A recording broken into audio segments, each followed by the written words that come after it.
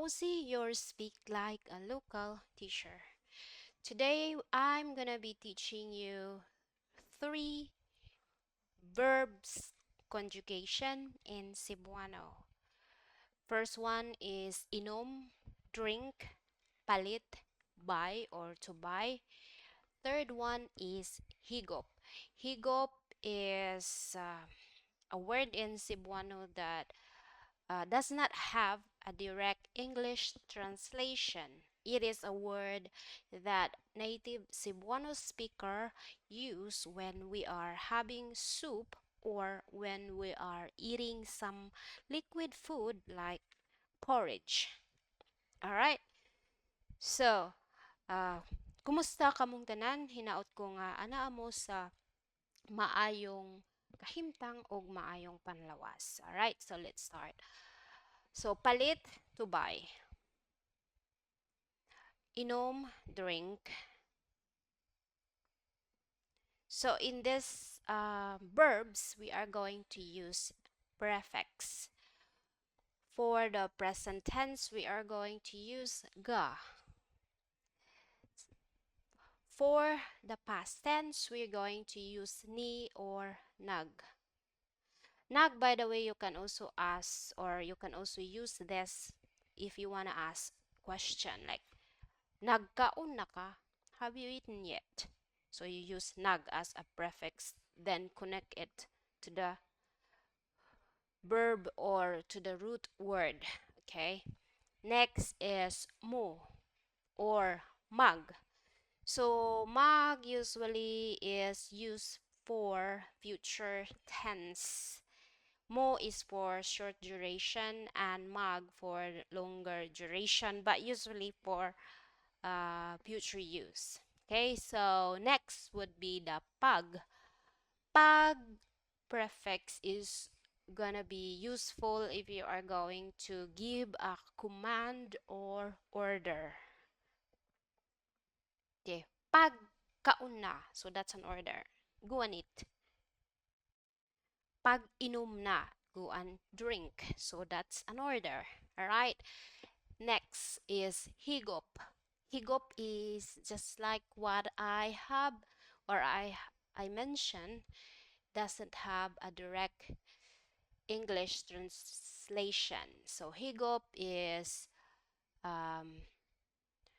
higup like gahigup siya og sabaw. She's having soup. So we don't have direct translation with that. Higup. So higup, gahigup siya sabaw. Gahigup siya og sabaw. She's having soup. Or you can say, gahigup ko og sabaw. I'm having soup. Next, nakahigup. Nakahigup. That means it's already finished. Past. Nakahigup ragyod ko og lami nga sabaw sa isda. So in English, I finally had a tasty fish soup. Nakuha? Nakahigop. Next, mohigop. This is for future use.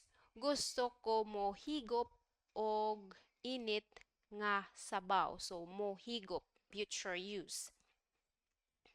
I want to have a hot soup because it's cold. So I want to have or gusto ko mohigop og init nga sabaw kay tugnaw. So I want to have a hot soup because it's cold. Okay, let's move on to gainom or drinking. So gainom is drinking, meaning this is present continuous tense. Present tense. Gainom ko og tubig kay uhaw kaayo. I'm drinking water because I'm so thirsty. Thirsty. Right? Next, ni or nag. So, nag, inom, or ni inom.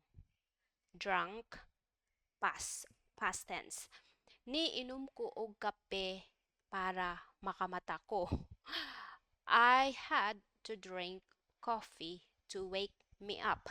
So in this case, I didn't use the drunk because I already have the word had. So this is past. All right. Or nag-inom nako og kape. So I already had a coffee. So let's have a future tense sample. Mo or mag. Mag-inom ko og gatas sa dili pa matulog unya.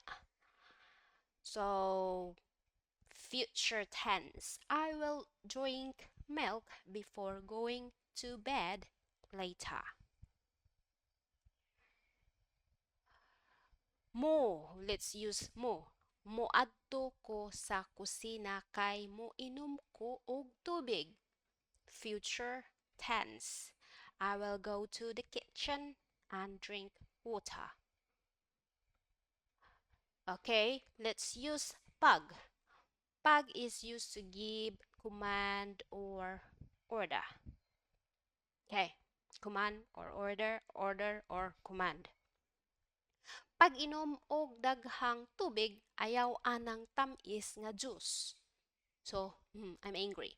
Drink more water, not all those sweet juice. Dili maayo nimo, so it's not good for you. Right. Okay, let's move on to palit or gapalit. So, gapalit, buying. Present, continuous action. Gapalit ko og pagkaon. Okay, I'm buying some food. Okay, nipalit. Remember, past tense. Nipalit ko og pagkaon. Ay, pagkaon. Focus on my Bisaya, not in my English. Mupalit, will buy. Mupalit ko og pagkaon. I will buy some food. Pagpalit, this is an order, command, or have to buy. Palihog pagpalit og pagkaon. Please buy some food. Okay, so we also have inuma or higupa. This is for direct command or direct order. You can say, inuma na dayon. Drink it already. Drink it already. Inuma, inuma, inuma. Meaning, you focus on the drink word. So this is a direct order. Do not refuse it. You have to drink it right away. So, inuma na dayon. Drink it right away. So, next, higupa. Higupa na imong sabaw mintras init pa. So, have your soup while it's hot. Higupa. Inuma. Okay? So, I hope you get my point in this. So, daghan kaayong salamat sa inyong pagpaminaw hangtod sa sunod nga higayon. Amping kanunay o bye-bye. Thank you for listening. Till next time, keep safe. Goodbye.